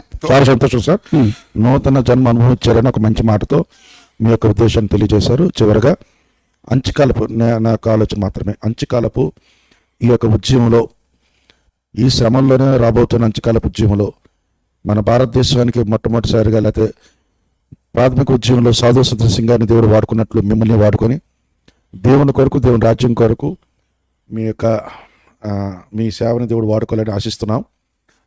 ఇకపై హనీ జాన్సన్ గారు మాట్లాడతారు. దేవుడు మిమ్మల్ని ఆశీర్వదించాలని కోరుతున్నాం. మరణ పర్యంతం వరకు దేవుడు మిమ్మల్ని వాడుకోవాలని నా దేవునండి. బ్రదర్ గారు, చాలా అసలు అల్టిమేట్ అనమాట. మీరు చెప్పిన మాటలన్నీ మేము విన్నాం. మరి నేను ఒక 2 మాటలు అడుగుతాను. అది మీకు ఇబ్బంది పెట్టినా చిరాకుగా ఉన్నా సమాధానం అయితే చెప్పాలి మరి మీరు తప్పకుండా. దండి శివ అంటే ఎక్స్ హిందూగా ఉన్నప్పుడు, ఇప్పుడు మరుదుక్ ఈయన్ని క్రైస్తవులు డబ్బులు ఇచ్చి మతం మార్చారు అంటా నేను. డబ్బులు ఇచ్చి అంటే అవును సార్, ఇచ్చారండి, ఇచ్చారు సార్. ఓకే, నాకు డబ్బులు ఇచ్చారు, ప్రలోభం కూడా చేశారు. మన హనీ జాన్సన్ సంస్థ నుంచి ఒక 4 కోట్లు వచ్చాయి సార్. తర్వాత మన జాన్ కొయ్య గారు హైదరాబాద్ నుంచి నాకు 4 కోట్లు పంపించారు. సో ఇక్కడున్న వాళ్ళు ఒక్కొక్కరు ఒక 50 లక్షలు ఇచ్చారు. సో అందుకు అదొకటి సార్ ముఖ్య కారణం. రెండోది తర్వాత ప్రలోభం కూడా చేశారండి. ఇక్కడి నుంచి కాదు, ఈ థాయిలాండ్, జర్మనీ నుంచి నాకు ట్రిప్ కూడా పంపించారండి. సో హాలిడే ట్రిప్, అందుకని మారాల్సి వచ్చింది. అలాగే ఇప్పుడు ఏమంటారంటే ఈ దండి సేవ గతంలో దండి సేవ హిందువుగా ఉన్నప్పుడు ఆయన మొదటిగా మారాడు కదా, అప్పుడు కూడా ఒక సంస్థలో పనిచేశాడు, డబ్బుల కోసం పనిచేశాడు, ఏం చేశాడు. ఇప్పుడు వీళ్ళు మభ్యపెట్టి, మీరు ఎలాగైతే ట్రాన్స్ లో ఉన్నారనుకోనో అలాగే ఇప్పుడు ట్రాన్స్ లో మిమ్మల్ని తీసుకొచ్చి మిమ్మల్ని మభ్యపెట్టి మతంలో మిమ్మల్ని కూర్చోబెట్టారు అన్న వారికి మేం కాదు, అన్న వారికి మీ సమాధానం ఏంటి అసలు? అన్నవారికి నేనైతే సూటిగా చెప్తున్నా, అక్కడ ట్రాన్స్ లో మాట్లాడాను, ఏదైతే మతం మాటలు ఉన్నారో ఖబర్దారు చెప్తున్నా. అప్పుడు ట్రాన్స్ లో ఉన్నా, ఇప్పుడు ఫుల్ క్లారిటీ ఉన్నాను సృష్టికర్త ఎవరు అని. అప్పుడు నేను హైందవ ఉన్నప్పుడు సృష్టికర్త ఎవరు నాకు క్లారిటీ లేదు, ఇప్పటికీ లేదనుకోండి హైందవ సమాజానికి, అది వేరే నా బిజినెస్ అది. ఈ కొన్ని మతం ఛానల్స్ ఉన్నాయి, అరే గోపి సనసేన, అరే నీకు ఇగో హిందువులే నా హైందవ సోదరులే గుడ్డ కూడా తీసుకొడతారు, నిన్ను ఖచ్చితంగా కొడతారు. ఎందుకు తెలిసిన, ఇప్పుడు నేను నీలాంటి వాళ్ళ మాట విని ఒక సంస్థలో ఒక మతోన్మాదిగా, ఒక కట్టర్ హిందువుగా అంతా తయారైన నేను ఇప్పుడు ఫుల్ క్లారిటీతో చెప్తున్నా, నిజమైన సృష్టికర్త యేసుక్రీస్తు వారే. అది నీకు తెలుసు, కానీ నీ స్వలాభం కోసం ప్రతిరోజు బైబిల్ చెత్తకపోతే నీకు బోవ లేదు, గుడ్డ లేదు. ఓకే, సరే, అటువంటి వాళ్ళకి నేనైతే ఫైనల్ ఏం చెప్తున్నానంటే, సర్వదా సహస్రగా నాకేమో ఎవరు ప్రలోభం చేయలేదు, అది జస్ట్ జోక్ చేశాను. చూసిన ప్రేక్షకులు చెప్తున్నా, నాకు ఎటువంటి ఎవరు రూపాయి ఇవ్వలేదండి, ఎవ్వరు నాకు ప్రలోభం చేయలేదు. నన్ను ప్రలోభం చేసిన ఏకైక వ్యక్తి ఆయనే, ఆది నాయకుడు, ఆది అంతం లేనివాడు నా యేసుక్రీస్తు ప్రభు. చాలా మంచి మాట చెప్పారండి. ఈ మాట కోసం ఈ ప్రశ్న వేయడం జరిగింది. మరి మతోన్మత సంస్థలు ఉన్నారు, చిన్న మాట చెప్తాను. వారికి కూడు గుడ్డ ఇచ్చింది కూడా యేసు ప్రభునండి. తెల్లవారు లేసి యేసుక్రీస్తు తిట్టకపోతే, క్రైస్తవ్యాన్ని తిట్టకపోతే వారి కూడు లేదు, గుడ్డ లేదు, వారి బ్రతుకు లేదు, వారి జీవనం లేదు, వారి జీవన ఉపాధి లేదు, వారికి భుక్తి లేదు. అంటే ముక్తి మార్గము యేసుప్రభు అయ్యారు, మనకి భుక్తి మార్గం కూడా వారికి యేసుప్రభు అయ్యారు. ఇది ఆయన గొప్ప సంగతి. ఆయన గురించి ఎన్ని చెప్పినా తక్కువ. మీరు ఇందాక అన్నారు కదా, సర్వాంతర్యామి అని. మనల్ని భుక్తి కోసం వారు బతికితే మనం భక్తి కోసం, అంటే ఒక రోజు భుక్తి కోసం బ్రతికిన దండి శివ గారు ఈ రోజు క్రైస్తవుడిగా మారి భక్తిలోకి రావడం అనేది చాలా గొప్ప సంగతి. ఇంకా final one question, end of the day, మరి ఈ ఎవరైతే ఎక్స్ హిందువుగా పిలువబడుతున్న దండి శివ, ఇప్పుడు అలియాస్ మర్దుకై గారిగా మారినటువంటి దండి శివ గారు, ఎండ్ ఆఫ్ ది డే రేపు పొద్దున్న మిమ్మల్ని ఎవరైనా ప్రలోభ పెట్టి ఇబ్బంది పెట్టి నువ్వు ఎందుకు మారేవని మీ మీద ఒకవేళ కానీ ప్రెజర్ తీసుకొచ్చి మిమ్మల్ని ఇబ్బంది పెడితే మరలా మీరు గర్వాప్సి అవుతారా, వెనక్కి వెళ్తారా? నా చివరి ప్రశ్న ఇది మీకు. మీ ఎండ్ ఆఫ్ ది డే ప్రభు కోసం మీ ఆలోచన ఏంటి, అది కూడా మీరు చెప్తే మనం ముగిద్దాం. Okay sir, just I want to మనం లైవ్ క్లోజ్ చేయబోతున్నాము. Okay, I want to take 7 minutes అండి, 5 minutes ఇన్ క్రిస్టియన్ సొసైటీ కోసం. ఓకే, ప్లీజ్ సార్ అడిగిందండి. ఓకే, ఒక విషయం సార్ అడిగిన దానికైతే నేను ఒక విషయం చెప్తున్నా, ధనం కాదు కదా, ఏదైనా సరే ఏది ఆశ ప్రలోభం చూపించినా కూడా నా కంఠంలో ఊపిరినంత వరకు నేను యేసుక్రీస్తు వారికి ఆయన కొరకే ఉంటా. అందుకోసం ఏ మాట అడిగానండి, ఎందుకంటే మీరు బలంగా, నేను ఎప్పుడు బైబిల్లో ఒక మాట చదివేవాడిని, బైబిల్లో చాలా మంది మూర్ఖులు, దుర్మార్గులు, వ్యతిరేకులు ఉన్నప్పుడు ప్రభు వాళ్ళు మార్చారని చదువుకోవడమే తప్ప, అప్పుడప్పుడు చూడటమే తప్ప, ఇప్పుడు మిమ్మల్ని ముఖాముఖి చూస్తున్నాను. నా జీవితంలో అందరూ చూసాను, అందులో మీలాంటి వాళ్ళ ఉన్న వాళ్ళ దాంట్లో నేను ఒక్కడనే. సో నన్ను నేను చూసుకోవడం కాదు, మిమ్మల్ని చూసినప్పుడు ఇంకా ఆనందం అనిపించింది. ఇంకా ఎండ్ ఆఫ్ ది డే ప్రభు కోసం మీరు ఎలా నిలబడతారు? కట్టర్ హిందువుగా బ్రతికారు కదా గతకాలంలో, ఇప్పుడు మీరు ఎలా బ్రతకాలనుకుంటున్నారు ప్రభు కోసం, అది చెప్పండి. ఓకే సార్, గతంలో కట్టర్ హిందువుగా బ్రతికాను, ఇప్పుడు అప్పుడు ట్రాన్స్ లో ఉండేవాడిని, ఆ మతం మాదిరిగానే ఉండేవాడిని. ఇప్పుడు సృష్టికర్త ఎవరని తెలిసింది. ఇన్ని సంవత్సరాలు హైందవుగా ఉన్నప్పుడు నా 2-wheeler తో కాశీ, గంగా, యమునోత్రి మొత్తం భారతదేశంలో ఉన్న దాదాపు ఆల్మోస్ట్ అన్ని తిరిగాను చెప్పను, కానీ ఆల్మోస్ట్ అన్ని నేను కవర్ చేసుకున్నా బైక్ తో. 2 సార్లు దేశం తిరిగాను. చూసిన ప్రేక్షకులారా, కోయంబత్తూరులో ఈశా ఫౌండేషన్ ఉంటుంది, అక్కడ కూడా శివంగా సాధన చేశా. ఇన్నర్ ఇంజనీరింగ్ ఉంటుంది, అది కూడా ఆల్మోస్ట్ 50% దాకా చేశా. ఇన్ని చేసిన నాకు కాశీకి అయితే నాకు ఫేవరెట్ ప్లేస్. ఎప్పుడు నాకు బాగోలేదంటే కాశీ, లేదంటే శ్రీశైలం బండేసుకుని వెళ్ళిపోయాను బుల్లెట్. ఓకే, బట్ చూసిన ప్రేక్షకులకి తర్వాత నేను చెప్తున్నా, ఏదైతే ఇన్ని చేసినా కూడా ఏ రోజు నాకు సృష్టికర్త యొక్క స్వరం కానీ తర్వాత దేవుడు మాట్లాడడం కానీ నాకు ఎప్పుడు అవ్వలేదండి. నేను ముఖాముఖిగా డైరెక్ట్గా చెప్తున్నా. అట్ సేమ్ టైం సృష్టికర్త ఎవరనేది అక్కడ నాకు క్లారిటీ లేదు, ఇక్కడ సృష్టికర్త ఎవరైనా క్లారిటీ ఉంది. నేనే ఇక్కడ సృష్టికర్త, నేనే దేవుని, నాకు నేను తప్ప మరొక దేవుడు లేదండి. ప్రపంచంలో చెప్పుకున్న సృష్టికర్త ఇంకొక దేవుడు ఎవరు లేరండి. 100% లేదు బ్రదర్, యువర్ రైట్. అదే చివరిగా ఎండ్ ఆఫ్ ది, మరి మీ జర్నీలో చివరిగా కట్టర్ హిందూ అన్నారు కదా, మరి కట్టర్ హిందూగా గతంలో బ్రతికిన ఎక్స్ హిందూగా, కట్టర్ హిందూగా బ్రతికినటువంటి దండి శివ గారు ఇప్పుడు మొదటిగా కట్టర్ క్రైస్తవుడిగా బ్రతుకుతాడా, ప్రాణం ఉన్నంత వరకు ప్రభు కోసం నిలబడతాడా అన్నదే నా ప్రశ్న అండి. అదే సార్, ఇప్పుడు కట్టర్ క్రిస్టియన్ గా బ్రతకడం కాదండి, క్రిస్టియన్ తరపు నుంచి ఒక చిన్నపాటి ఒక క్రిస్టియన్ గా కాకుండా క్రీస్తు సైనికుడుగా నేను చెప్తున్నా. ఈ రోజు ఎక్కడైనా సువార్త అడ్డుకుంటున్నారు, క్రైస్తవ దైవజనుల పైన ఎక్కడైనా జరుగుతుందంటే ఆగే ప్రసక్తిలే. ఒకటి, నేను 4 రోజులు బ్రతికినా నాకు ఇబ్బంది లేదు. ఒక్క టిష్యూ పేపర్ లాగా యేసుక్రీస్తుని వాడుకున్నా చాలు 4 రోజుల్లో. సో క్రైస్తవ సమాజం కోసం నేను ఎప్పుడు సర్వదా సమస్యగా మతం మొదలరా నీకుంది. అరే గోపి నీకుంది, నువ్వు క్రిస్టియన్ గోపి, నేనైతే స్కూటీగా చెప్తున్నా, కట్టర్ క్రిస్టియన్ అని చెప్తున్నా. కట్టర్ క్రిస్టియన్ కాదు, క్రీస్తు సైనికుడిగా చెప్తున్నా గోపి. ఎప్పుడు చూసినా నా తల్లి మరేమని లాలా అంటుంటావు కదా, ఏమని అడిగితే ఇది బైబిల్లో ఉంది అందుకే నేను అడుగుతున్నాను కదా, రా చూసుకున్నా నేను మీ గ్రంథాలు తీస్తా, అందులో లా దేవతలు ఎంతమంది ఉన్నారో రేపే చెప్తా ఛానల్లో. ఇది చట్ట ప్రకారమే. ఎందుకు చెప్పనా, కొన్ని కోట్ల మంది తల్లిగా భావిస్తున్న ఒక స్త్రీ మూర్తిని నువ్వు లా అనే మాట ఎలా అంటారా? తల్లి ఉందా నీకు అసలు? తల్లి గురించి వాళ్ళే తెలుసా? ఇప్పుడు చెప్తున్నా, ఇప్పుడు దండిశివ వాడు ఎంత మనిషి నీకు బాగా తెలుసు గోపి నా గురించి. అర్థమవుతుందా? ఇంకా నీ గురించి ఏం తెలుసా? నీకు అన్ని బయటపెట్టినంటావా? వద్దులే. సో నేను చెప్తున్నా, నేను ఒకటేనండి, క్రైస్తవులకు ఒక రక్షణ ఉంటుంది. మానవ జాతికి నేను ఒకటి అడుగుతున్నా సూచన ప్రేక్ష, నేను సామాన్య హిందువులు అడుగుతున్నా. సో ఓకే, ఇప్పుడు సామాన్య హిందువులు చూడండి, వాళ్ళతో సామాన్య క్రైస్తవులు చూడండి, సామాన్య ఇస్లాం చూడండి, ఎవరైనా కానీ వాళ్ళ జీవితం వాళ్ళు గడుపుకుంటారు, ఇతర దేవి దేవతలు వాళ్ళు గౌరవిస్తారు. ఒక సామాన్య క్రైస్తవుల దగ్గరికి వెళ్ళి హిందూ మతం తిట్టంటే ఎందుకు తిట్టారండి? గౌరవిస్తాడు. అదే ఒక సామాన్య హిందువుల దగ్గరికి వెళ్ళి నువ్వు క్రైస్తవం తిట్టంటే ఆడు క్రైస్తవం తిట్టడం ముందు మమ్మల్ని తిడతాడు, ఈ బుర్రండ మాట్లాడుతున్నాను కానీ. తర్వాత ఒక సామాన్య ముస్లిం దగ్గరికి వెళ్ళి హిందూని ఒక క్రిస్టియన్ తిట్టండి, హమ్ కైకిలే భయ్ యాస నికో అంటాడు. అలా నేనంతే అంటాడు. ఓకే, మా దేవుడు అలా ఒప్పుకోడు, మేము ఇతరులను దూషించమంటాడు. మరి వాళ్ళని ఇప్పుడు ఇలాంటి వాళ్ళు ఉన్నారు కదా, ఇప్పుడు ఈ గోపి సనాతన సేన గోచిగాడు తెల్లాడితే ఈ కిరణాస్త్రం, ఈ కరుణాకరు, ఆ తర్వాత బొక్క డాక్టర్, ఈ బొక్క డాక్టర్ ఎంత తెల్లాడితే చెప్పేదండి ప్రజలకు ఏమైనా రాధా మనోహర్ ఒకడు అందులో. అదే డిచ్కి బాబా మన తప్పించుకున్నాం, విశాఖపట్నంలో మన తప్పించుకున్నాడు, అదృష్టం బాగుంది. సో పక్కన పెడితే వీళ్ళందరూ చేసే వల్ల ఒకటి అందరూ గమనించారా, దేశానికి పెద్ద ప్రమాదం, దేశానికి చాలా పెద్ద ప్రమాదం. ఎలాగో నేను చెప్తా. ఎలాగంటే వీళ్ళు ఇలా మతోన్మాదుల్ని పెంచుతూనే ఉంటారు. అది కూడా ఎందుకు అంటే వాళ్ళ స్వలాభం. ఇప్పుడు కరుణాకర్ ఉన్నారండి, ఆయన సంస్థ, ఆయన but Karunakar knows who is the universal king of the king, lord of the lord, he's knows is Jesus. But అయినా ఆయన అలాంటి కార్యక్రమాలు అన్ని చేస్తున్నారంటే ఒక స్టేజ్ ఉంది, ఒక హోదా ఉంది, ఓకే, కొన్ని కోట్లకు అది కొన్ని ఇట్లా ఇవన్నీ ఉన్నాయి. ఓకే, లేదంటే మళ్ళీ ఇసుకమ్ముకోవాలి, ఒప్పుకుంటే ఇసుకమ్ముకోవాల్సి వస్తుంది. అంటే పళ్ళం కూడా విన్నాను, ఇసుకం కూడా చెప్తే. సో దేశానికి ఎలా ప్రమాదం అంటారా? ఇప్పుడు ఉన్నారండి, ఇప్పుడు దాదాపు 45 సంవత్సరాల నుంచి ఇప్పుడు మీరు చూడండి, క్రైస్తవుల్ని కించపరచడం, అసలు చర్చిలో వేషగృహాలు ఉండడం ఏంటండి? ఇది ఖండించవలసిన విషయం. ఇది చర్చిలో వేషగృహాలు ఉండడం ఏంటి? ఓకే, క్రైస్తవులు కూడా వ్యభిచారులు అంటారు.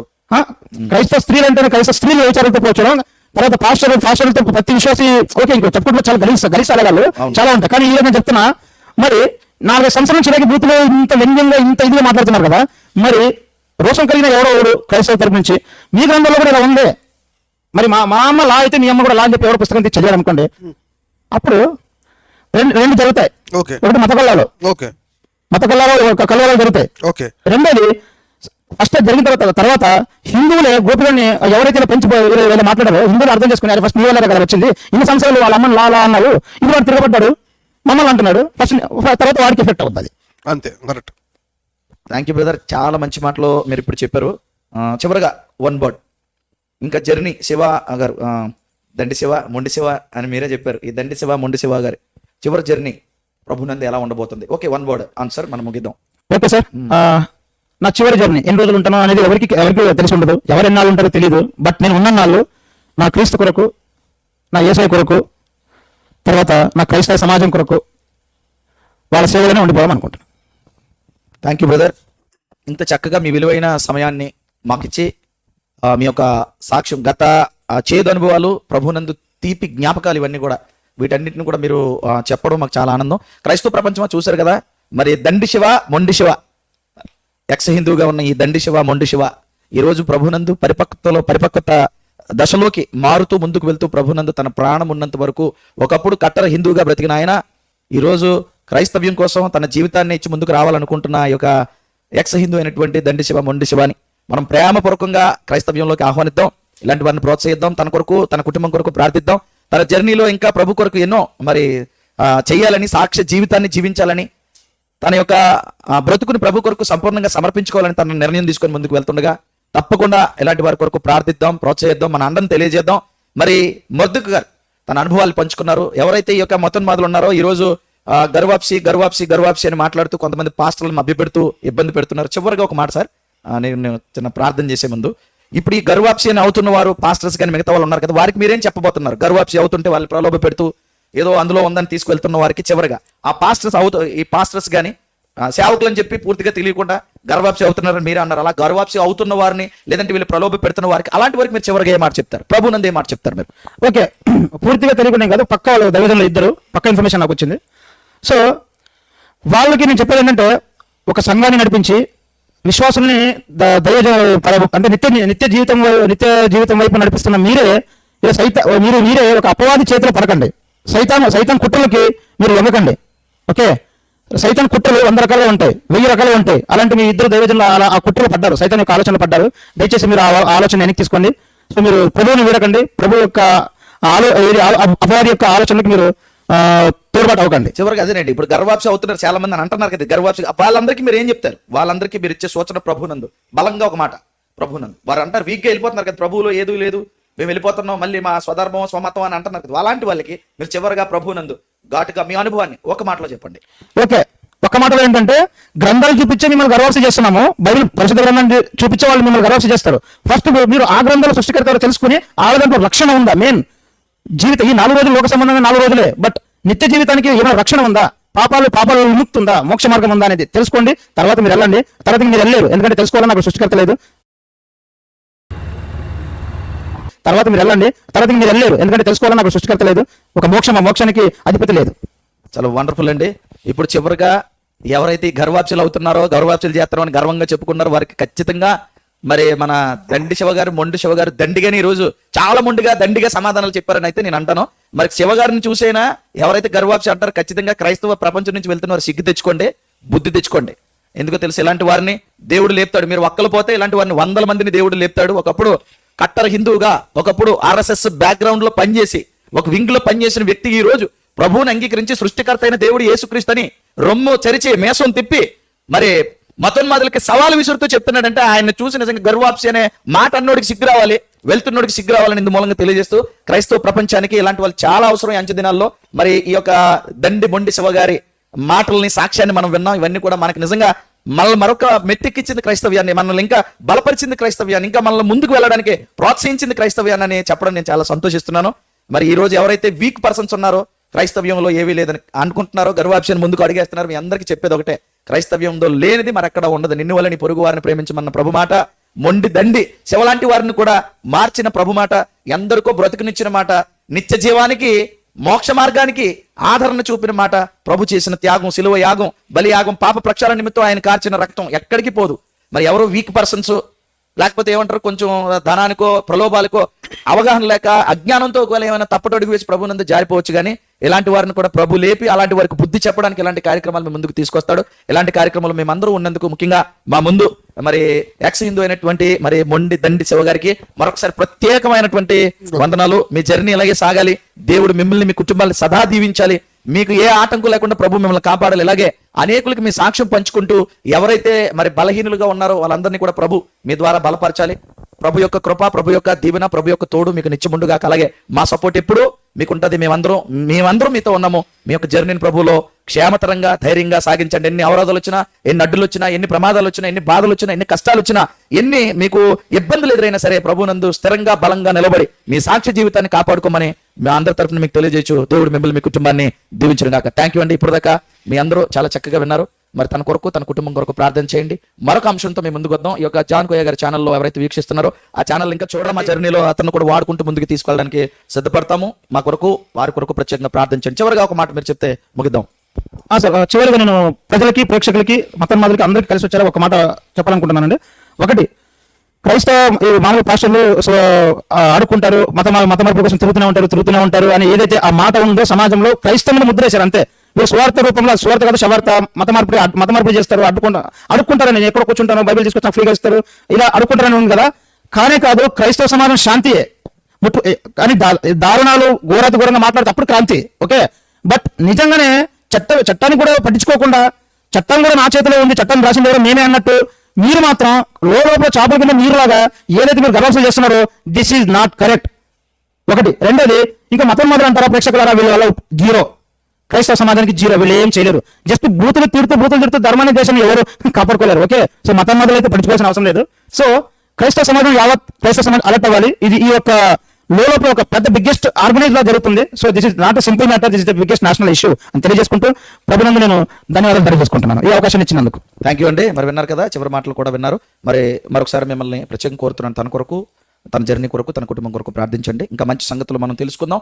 ఇలాంటి వారు అనేకులు ప్రభునందు మారాలని ప్రార్థన చేయండి సేవకులారా. సేవకులు అనేకుల ప్రార్థన తనను మార్చింది, అనేకుల సేవకుల ప్రేమ తనను మార్చింది. ప్రేమ కలిగిన సేవకులు, ప్రేమతోనే ఇలాంటి మొండి దండి సేవ లాంటి వారిని అందరినూ మనం మార్చడానికి ముందుకు వెళ్ళాలని క్రైస్తవ ప్రపంచానికి అలాగే క్రైస్తవ సేవకులకి పిలిపిస్తూ, క్రైస్తవ సంఘము క్రీస్తునందు ప్రభు రాకడకు సిద్ధమై